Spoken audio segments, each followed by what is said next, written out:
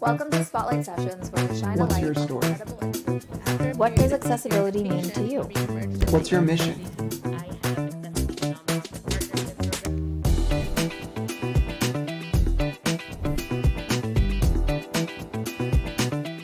Hello, and welcome to another episode of accessiBe's Spotlight Sessions. I'm your host for today's episode. My name is Sapir, and I head up accessiBe's nonprofit partnership program.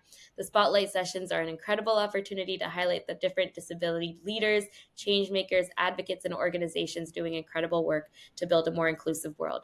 Today, I'm really excited to have Kenyata and Jason, so welcome both. Thank you so much for having us. Of course. So let's jump right in, and maybe Kenyata, can you tell us a little bit about yourself, and then we'll jump to Jason? Okay, yes, my name is Kenyata Golden. I am the outreach specialist / COVID program manager for Houston Center for Independent Living, or under the wide spectrum is CBFL, Coalition for Barrier-Free Living. Amazing. And Jason, what about you? Yes, ma'am. So, hello, everyone. Thank you so much once again. My name is Jason Jones.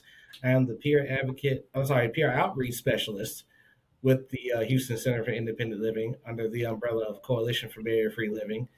And it's just a joy to work with other organizations and partners to collaborate on different outreach opportunities to expand resources to our consumers with disabilities and without the disability community. Amazing. Thank you so much both for sharing. And you put some words in those organizations that I do want to touch on, like barrier-free living and independent living. So can you tell me a little bit about what that means for our viewers? Yes. So when we think of barrier free living, we think of having the tools that are necessary in order for people with disabilities to live the lives we desire to live. So if that means having access to assistive technology, if that means having access to affordable housing, if that means having access to employment opportunities, we want to be that avenue that will connect them to other resources, which is where the collaboration and partnerships come in, because there's always something that maybe we may not know about, but another partner of ours will know about. And so that is why it's so important to bring partners together to make sure that people with disabilities have all the tools that we need to succeed. I love the idea of collaboration and partnership. That's what makes us great, power in numbers. For the both of you, what motivated you to join this organization or these organizations? You go, Jason. Okay. So, it's amazing because the way I found out about this organization was I'm originally from Detroit. And so I moved here from Atlanta while I was studying with my graduate degree from Clark Atlanta University. Shout out to the Panthers. But the way I came to know about this organization is I was at one of the WorkSource offices here in Houston one day, and there was an employment specialist who told me about the CBFL. And at that time, I didn't even know who they were. And so a couple of years after being in Houston, I connected with the person who was at our Fort Bend Center office at the time, Frankie Watson. And I was able to come in and volunteer for 6 months and having the chance to work with people with disabilities on a different capacity and see how organizations work with people with disabilities on a different capacity.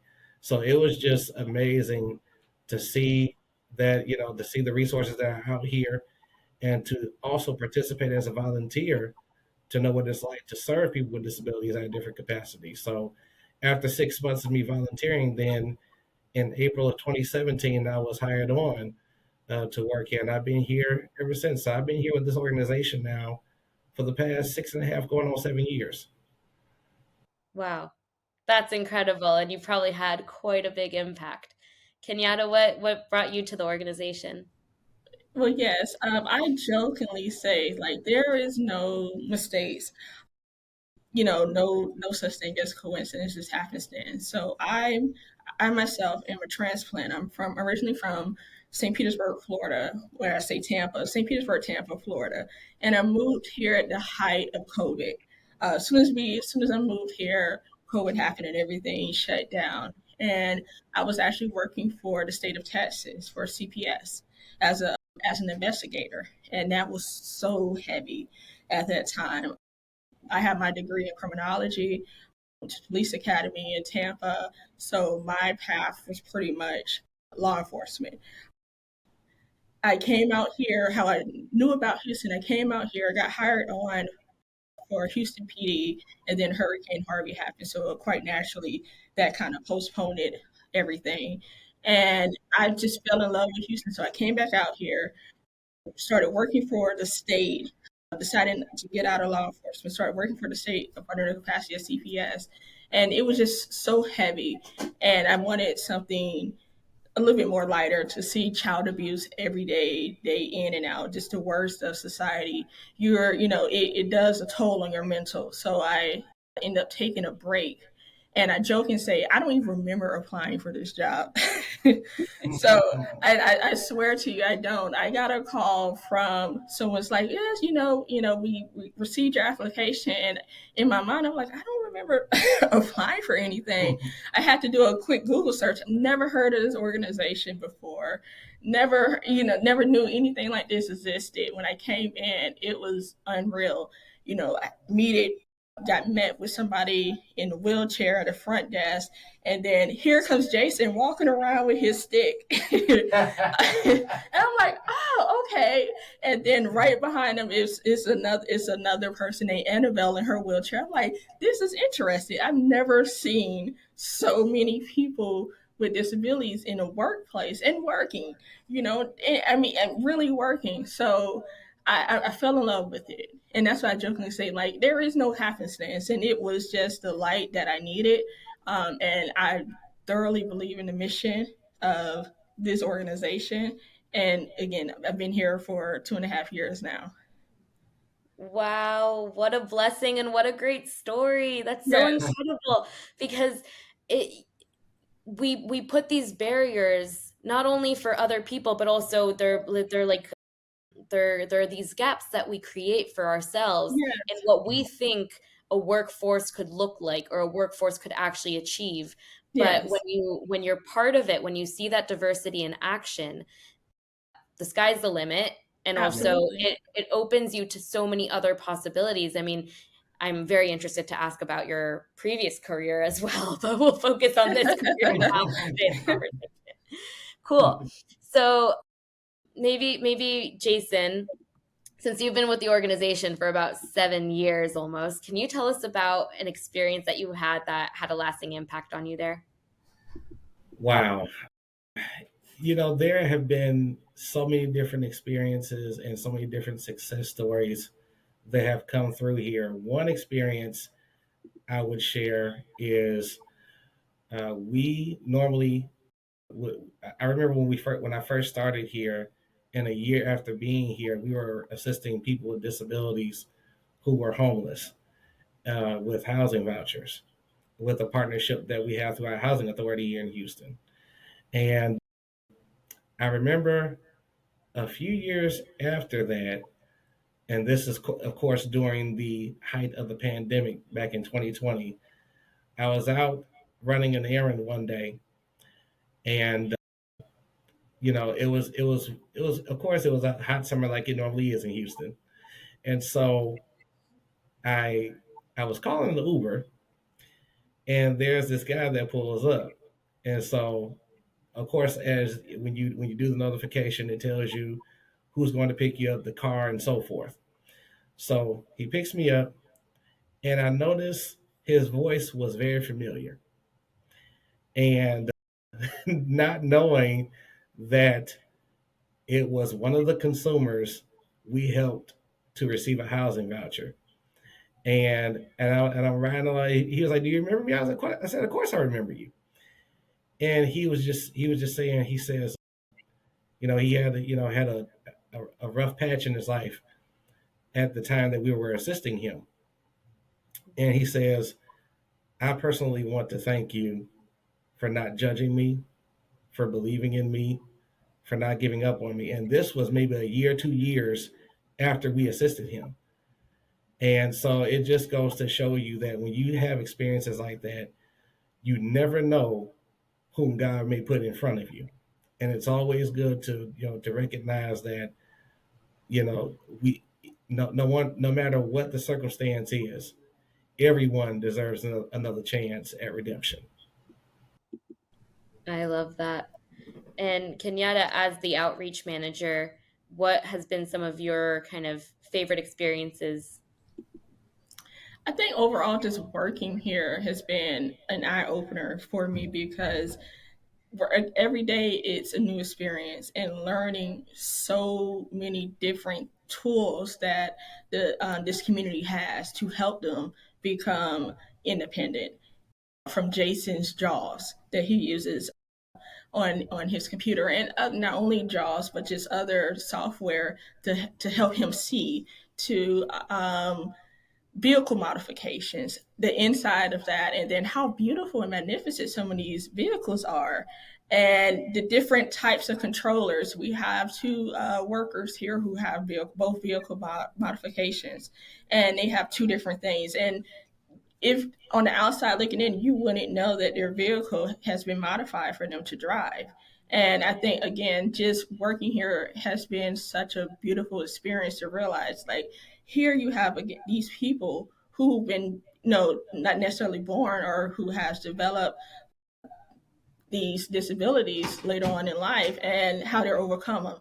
And I mean, they have no excuse. So if they can get up every day and overcome these obstacles, it's like, why someone like me and you are complaining about anything? That's really interesting. And when we generally assume wrong. So Yes, it's always good to have those conversations to expose ourselves to the differences between us, and more often than not, the hmm similarities between us that are absolutely, make a difference. Um, absolutely. so here's my follow-up question to you. When you hear the word accessibility, what comes to mind for you? ACIL comes to mind. ACIL comes to mind. I think it embodies accessibility. Again, it's in our mission. Is the core of our foundation. Try to make sure that everybody has accessibility in life. And again, working here, you start to realize you have a different set of eyes. So when you go out, you see if the door to the bathroom is wheelchair accessible, or to a restaurant, how do they have the spacing, so you start to think with a different mind frame about accessibility, and you realize, like, a lot of places aren't as accessible as they think they are. Mhm.